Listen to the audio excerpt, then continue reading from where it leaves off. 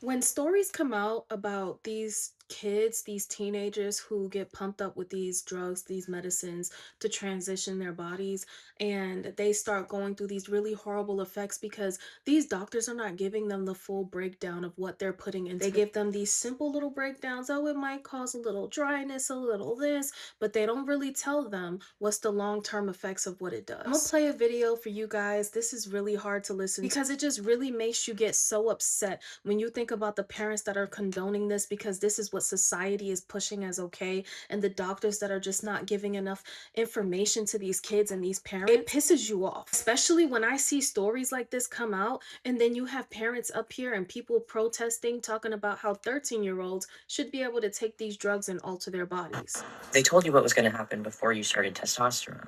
So really, it's your fault. You should have been paying more attention. See, but they didn't, though. They told me the outwardly observable effect that I would immediately notice, like that my voice was going to drop, not that my vocal cords were going to dramatically thicken, and that a lot of women's larynxes aren't big enough to accommodate that thickness, meaning that my voice just always hurts. I snored last night, apparently, because my throat has hurt all day. It also means that I can't scream or raise my voice above a certain volume. I used to do theater. They knew that. That was something very important to me. And I've lost that ability because I can't project my voice anymore.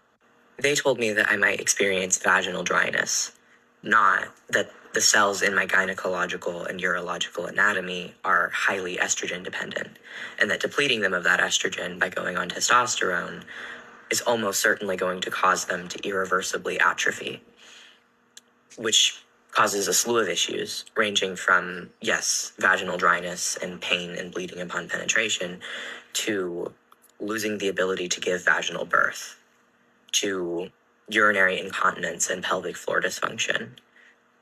I've seen a lot of informed consent packets from these gender clinics, and I have never seen one actually go into detail about what vaginal dryness entails.